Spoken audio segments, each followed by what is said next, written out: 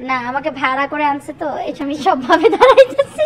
হ্যাঁ, কারণ আমি গুলশান আপি। গুলশান ভাবি না আপনি? নো, কিসের ভাবি? আমি কি ভাবি? আমি সিঙ্গেল।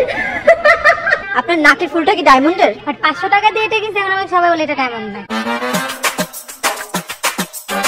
না, তোমরা খুঁজে বের করো। তোমরা তো বের করলে তোমাকে 1 কোটি টাকা দেওয়া হবে। কোটি টাকার বিষয় ভাইয়া, কেমনে সুযোগ মিস করি? আর এই কারণে ধানমন্ডির প্লাজা এয়ার এর ওই 5 তলায় অবস্থিত সেই ঐতিহাসিক ওয়াটারফল রেস্টুরেন্ট এন্ড কনভেনশন সেন্টারে আমরা একদম টুক করে সুকৌশলে ঢুকে পড়ি এর আসল মালিক কে এটার অনুসন্ধান করতে। যেখানে ঢুকেই দেখি একদিকে সারি সারি খাবার সুন্দরভাবে সাজানো, আরেকদিকে শাড়ি পরে রুবাইয়াত ফাতেমা তনি শুরু করছে ফুড রিভিউ এর লাইভ। হ্যাঁ, এনে টিয়া দেখি না আনছে তো। তো ওনার কথা, আমি ওনারকে খুঁজছিলাম। তোমরা খুঁজে বের করো। আপনাকে ছাড়া তো কাউকে পাচ্ছি না এখানে। না, তোমরা খুঁজে বের করো। তোমরা তো বের করলে তোমাকে 1 কোটি টাকা দেওয়া হবে। আমাকে আচ্ছা 1 কোটি টাকা দেওয়া হবে?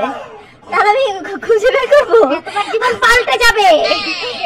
1 কোটি টাকা কিন্তু দিতে হবে। এটাই সুযোগ, তোমার জীবন পাল্টানোর একমাত্র সুযোগ। আরে এটা কোনো বিষয় হইলো? এখনই এমন এক 5 মার্কা প্রশ্ন করবো না, আসল কথা এমনিতেই বাইরে হয়ে যাবো। এখানে খাবারগুলো দেখলাম, আমি শুনলাম এই খাবারগুলোর আইটেম বা ফুড মেনুগুলো সব আপনার করা। আপনি নাকি রান্না বাড়ায় হেল্প করছেন? হ্যাঁ, আমি সকাল থেকে এখানে বুয়ার কাম করতেছি। না, ইনি বহুত পিছলা, অন্য কাউরে জিজ্ঞেস করতে হইব। এই যে তনির ছোট্ট ছেলেটাকে আগে জিজ্ঞেস করা যাক। তোমার সাথে আমি কথা বলবো, শোনো। ইন্টারভিউ কিভাবে দিতে হয় জানো? আমি তোমাকে প্রশ্ন করবো, তুমি আনসার দিবা। আমি তোমাকে প্রশ্ন করছি।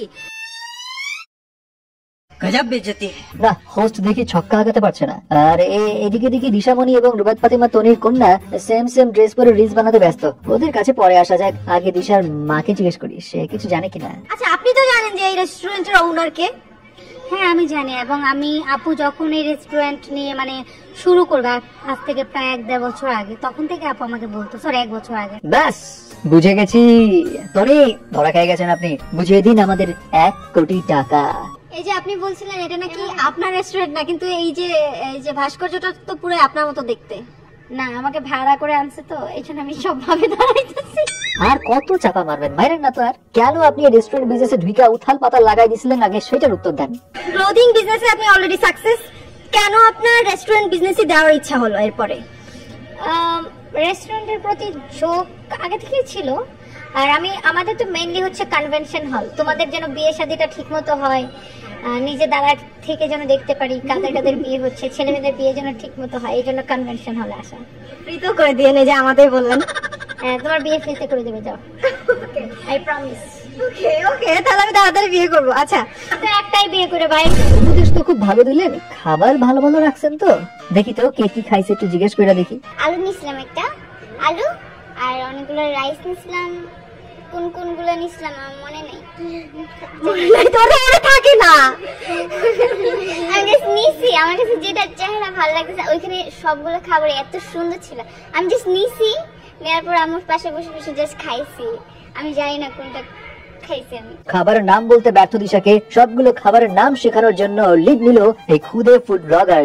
এন্ড এই ইফতারের বুফে আয়োজনে mutton biryani, beef, chicken, mutton দিয়ে বানানো তাজ বিরিয়ানি, সর্ষে তেহেরি, মাটন রেজালা, তারপর বিফের আরেকটা আইটেম রোস্ট, 3 ধরনের শাহী ডেজার্ট, ইফতারির জন্য স্টার্টার থেকে শুরু করে 5 রকমের ভর্তা সহ মাত্র 20-25টার মতো আইটেম। বুফেতে এত কম আইটেম কেন? বুফের বিষয়টা নিয়ে আমার একটা আসলে এটা 100 আইটেম এত আইটেম আসলে খাওয়া যায় না। আমরা যেরকম এই যেটা শাহী বুফে যেটা করেছি, এটা আপনি ইন্ডিভিজুয়ালি প্রত্যেকটা আইটেম আপনি খাবেন, মনে হবে যে না এইটাই ভালো, কোনো আইটেম আপনি খেলেন টেস্ট না এরকম মনে হবে না। এই জন্য কম আইটেম থাক, প্রপারলি থাক, কিন্তু টেস্ট পাক মানুষ। আচ্ছা, বলে রাখি ইনি কিন্তু এই রেস্টুরেন্টের আরেকজন ওনার, প্রনীল শামসাদ জাদিদ। না ঠিকই আছে, এটা সত্যি যে আইটেম কম হলেও প্রত্যেকটা আইটেম ছিল কিন্তু মজার। তা তনি, আর কোনো ব্রাঞ্চ খুলে কি ঝড় তুলবেন নাকি? প্ল্যান হচ্ছে যে গুলশানে আমরা একটা বড় কনভেনশন হল করব। গুলশানে, পুলিশ প্লাজার আশেপাশে? হ্যাঁ, কারণ আমি গুলশান আপি। গুলশান ভাবি না আপনি? নো, কিসের ভাবি? আমি কি ভাবি?